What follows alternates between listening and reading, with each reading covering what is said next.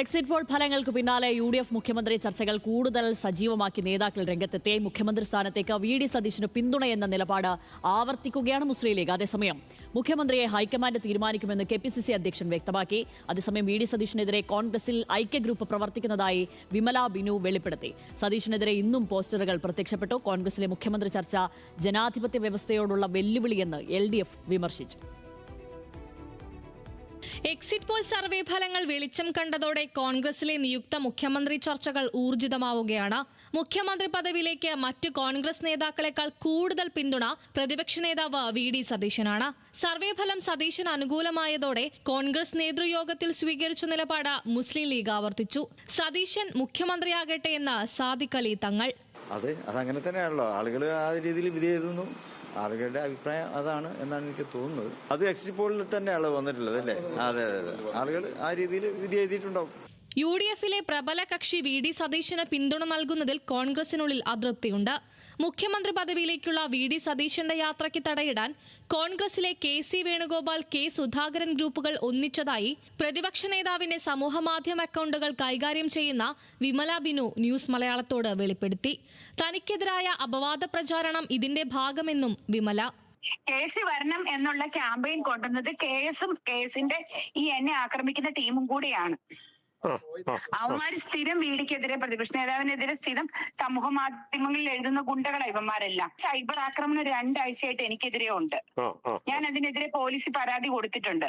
Cyber ആക്രമണത്തിന് പിന്നാലെയാണ് ഈ വ്യാജ സ്ക്രീൻഷോട്ടും വാർത്തയും കൊണ്ടുവന്നത്. അതേസമയം മുഖ്യമന്ത്രി ചർച്ചകൾ മാധ്യമ സൃഷ്ടിയാണെന്നാരോപിച്ച KPCC അധ്യക്ഷൻ ഹൈക്കമാൻഡാണ് തീരുമാനമെടുക്കേണ്ടതെന്നും ലീഗിന്റെ ഉൾപ്പെടെ നിലപാട് കേൾക്കുമെന്നും അഭിപ്രായപ്പെട്ടു. അങ്ങനെ ഞാൻ പറഞ്ഞിട്ടില്ല. എല്ലാ ഭാഗങ്ങളും കണക്കിലെടുത്തുകൊണ്ട് കോൺഗ്രസിലെ വിജയിച്ചു വരുന്ന MLA-മാരുടെ അഭിപ്രായം ഹൈക്കമാൻഡ് ആരായും ഹൈക്കമാൻഡാണ് അന്തിമമായിട്ടുള്ള തീരുമാനം പ്രഖ്യാപിക്കും. എല്ലാ ജനങ്ങളുടെ അഭിപ്രായങ്ങളും കോൺഗ്രസ് നേതൃത്വം എല്ലാവരെയും ശക്തമായിട്ട് പരിഗണിക്കും.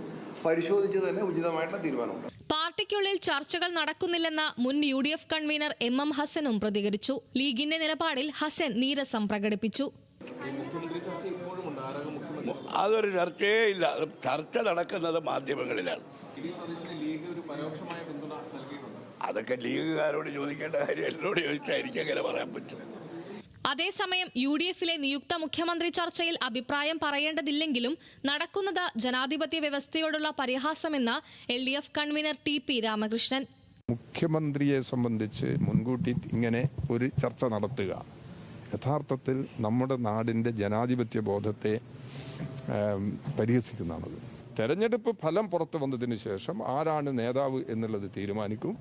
ആരാണ് മുഖ്യമന്ത്രി അല്ലെങ്കിൽ മന്ത്രിമാർ എന്നൊക്കെയുള്ള തീരുമാനം അതിനുശേഷം എടുക്കേണ്ടുന്ന ഒരു കാര്യമാണ്. കോൺഗ്രസിൽ ചർച്ചകൾ പുരോഗമിക്കുന്നതിനിടെ ഇന്നും VD സതീശനെതിരെ പോസ്റ്ററുകൾ പ്രത്യക്ഷപ്പെട്ടു. മൂവാറ്റുപുഴയിൽ പ്രത്യക്ഷപ്പെട്ട പോസ്റ്ററുകളിൽ VD സതീശന്റെ മുഖ്യമന്ത്രി മോഹം വില പോകില്ലെന്ന് വ്യക്തമാക്കുന്നു. ഇന്ത്യൻ നാഷണൽ കോൺഗ്രസ് ഫാമിലിയുടെ പേരിലാണ് പോസ്റ്ററുകൾ സ്ഥാപിച്ചിരിക്കുന്നത്.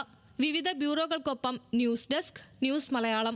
തുടർ ഭരണമോ ഭരണമാറ്റമോ? കേരളം കാത്തിരിക്കുന്ന വിധി. മെയ് 4 തത്സമയം ന്യൂസ് മലയാളം ഡിജിറ്റലിൽ.